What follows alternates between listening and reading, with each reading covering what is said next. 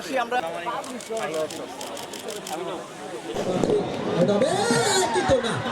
সময় মতো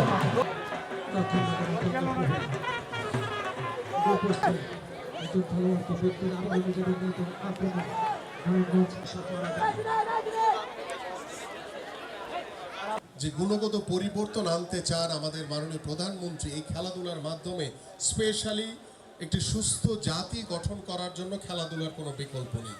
স্পেশালি যদি বলি, আমাদের সন্তানরা যেভাবে ডিভাইসের প্রতি আসক্ত হয়ে গেছে, সেই ডিভাইস থেকে দূরে রাখার জন্য এই বিকালবেলা মাঠে আসার জন্য আমি বিশ্বাস করি যে খেলাধুলার কোনো বিকল্প নেই। সর্বোপরি আমরা মাদক মুক্ত সমাজ গড়তে চাই। আপনারা সবাই চান মাদক মুক্ত সমাজ গড়ার জন্য আমরা সবাই ঐক্যবদ্ধভাবে কাজ করছি এবং ইনশাআল্লাহ আগামী বছর থেকে এই ক্রীড়াঙ্গনের যে খেলাধুলার যে সাবজেক্টগুলো রয়েছে সেটা পাঠ্যপুস্তকে বাধ্যতামূলক হয়ে ইনশাআল্লাহ আমাদের বাচ্চাদের পড়াশোনার মাধ্যমে এবং খেলার মাঠে, এখানে উল্লেখযোগ্য বিষয় হচ্ছে যে আমাদের এখানে 100 মার্কের যে পরীক্ষা হবে সেখানে হয়তো বা 40% থাকবে হচ্ছে লিখিত, আর 60% থাকবে সে যাতে মাঠে আসে। কারণ একটি সন্তান বা একটি কিশোর কিশোরী তারা যখন স্কুল শেষ করে বাসায় যায়, তারা দেখা যায় যে এখন ডিভাইস কিংবা টিভি নিয়ে ব্যস্ত হয়ে যায়। কিন্তু আমরা ওই 60 মার্কে রেখে দিচ্ছি খেলার মাঠের জন্য। সেই খেলার মাঠে তখন ওই বাবা মা কিন্তু তাকে আসতে বাধ্য করবে, যেন তুমি খেলার মাঠে যাও, যদি না যাও তাহলে তুমি পরীক্ষায় ফেল করবা।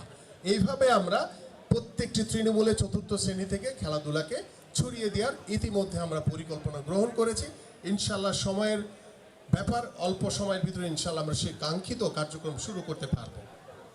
কিন্তু আমাদের মাননীয় প্রধানমন্ত্রী স্পষ্ট সংসদে বলেছেন যে যেখানেই খালি জায়গা থাকবে সেখানে খেলার উপযোগী মাঠ তৈরি করে আমাদের আগামীর প্রজন্মের জন্য খেলার উপযোগী আমরা মাঠ তৈরি করে দিতে চাই। এবং সেই মাঠের জন্য ইতিমধ্যে আমার মন্ত্রণালয় থেকে আমাদের স্থানীয় সংসদ সদস্য যারা রয়েছেন সারা বাংলাদেশে 300 জন এমপির কাছে আমরা ইতিমধ্যে চিঠি দিয়েছি যে প্রত্যেকটি ইউনিয়নে আমরা 8 বিঘা করে একটি খেলার উপযোগী মাঠ চাই এবং সেই মাঠের মাধ্যমে আমরা 5 বছর পরে আমরা দেখতে চাই যে আমাদের 4599টি ইউনিয়নে একটি করে খেলার উপযোগী মাঠ রয়েছে, যেখানে আমাদের ভবিষ্যৎ প্রজন্ম, আমাদের সন্তানরা সেখানে খেলবে। এই জায়গাটি আমরা সুদৃঢ়ভাবে তৈরি করতে চাই। ইতিমধ্যে আমি আমার চিঠিগুলো পাঠিয়ে দিয়েছি এবং আমাদের স্থানীয় সংসদ সদস্য তাদের কাছেও চিঠি গেছে।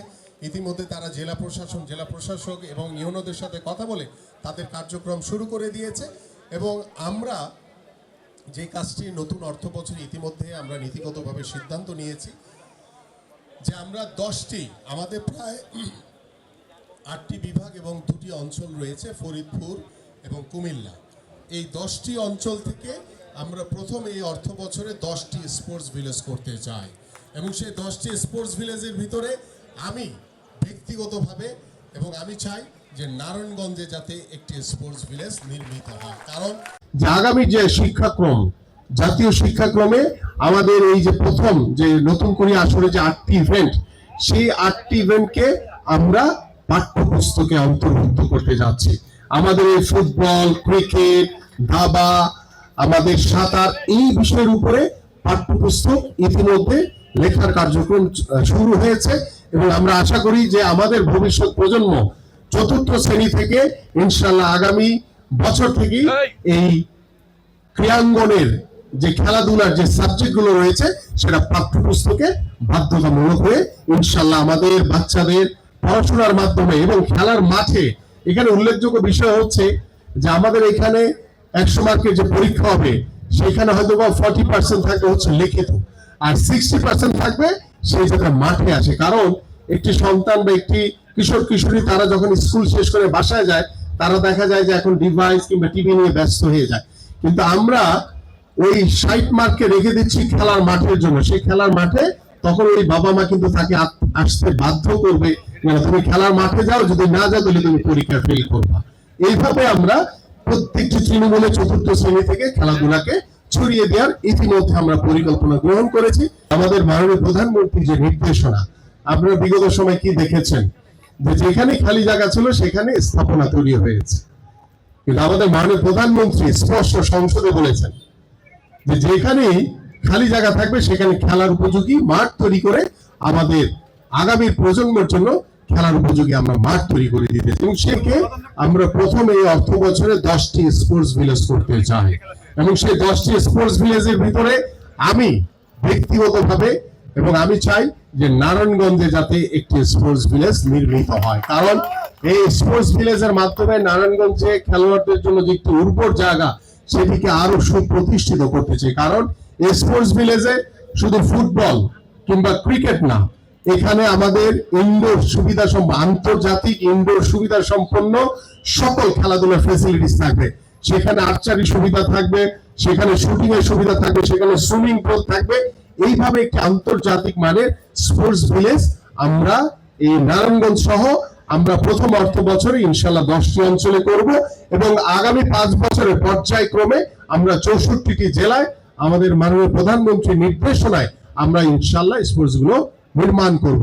স্পেশালি একটি সুস্থ জাতি গঠন করার জন্য খেলাধুলার কোনো বিকল্প নেই। স্পেশালি যদি বলি, আমাদের সন্তানরা যেভাবে ডিভাইসের প্রতি আসক্ত হয়ে গেছে, সেই ডিভাইস থেকে দূরে রাখার জন্য এই বিকালবেলা মাঠে আসার জন্য আমি বিশ্বাস করি যে খেলাধুলার কোনো বিকল্প নেই।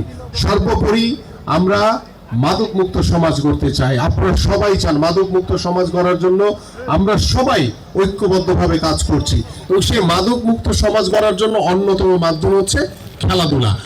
সারা বাংলাদেশের 300 জন এমপির কাছে আমরা ইতিমধ্যে চিঠি দিয়েছি যে প্রত্যেকটি ইউনিয়নে আমরা 8 বিঘা করে একটি খেলার উপযোগী মাঠ চাই, এবং সেই মাঠের মাধ্যমে আমরা 5 বছর পরে আমরা দেখতে চাই যে আমাদের 4599টি ইউনিয়নে একটি করে খেলার উপযোগী মাঠ রয়েছে, যেখানে আমাদের ভবিষ্যৎ প্রজন্ম, আমাদের সন্তানরা সেখানে খেলবে। এই জায়গাটি আমরা সুদৃঢ়ভাবে তৈরি করতে চাই। নারায়ণগঞ্জ অত্যন্ত উর্বর একটি জায়গা খেলাধুলার জন্য, সেই জায়গাটি আবার আমরা প্রতিষ্ঠিত করতে চাই। এবং বিশেষভাবে আজকে যারা আমাকে আমন্ত্রণ করেছেন, কারণ নারায়ণগঞ্জের প্রতি আমার একটি দুর্বলতা রয়েছে, কারণ এখানে প্রচুর আমি এসেছি, অনেক খেলা খেলেছি এবং নিজের পরিবারের মতোই মনে হয় যখন আসি, এবং এই যে অনেক সাবেক খেলোয়াড়দের সাথে দেখা হয়েছে, খুবই ভালো লেগেছে। যে সচরাচর তাদের সাথে হয়তো এখন বর্তমানে কর্মব্যস্ততার জন্য দেখা হয় না, তো এই সুযোগটি আমি সবসময় নেই, এবং আমি চেষ্টা করি বিভিন্ন সময় আমাদের বিভিন্ন জেলাতে যে আমাদের যে সোনালী অতীত খেলা হয় সেখানে অংশগ্রহণ করার চেষ্টা করি, কারণ তখন গেলে অনেকের সাথে দেখা হয়।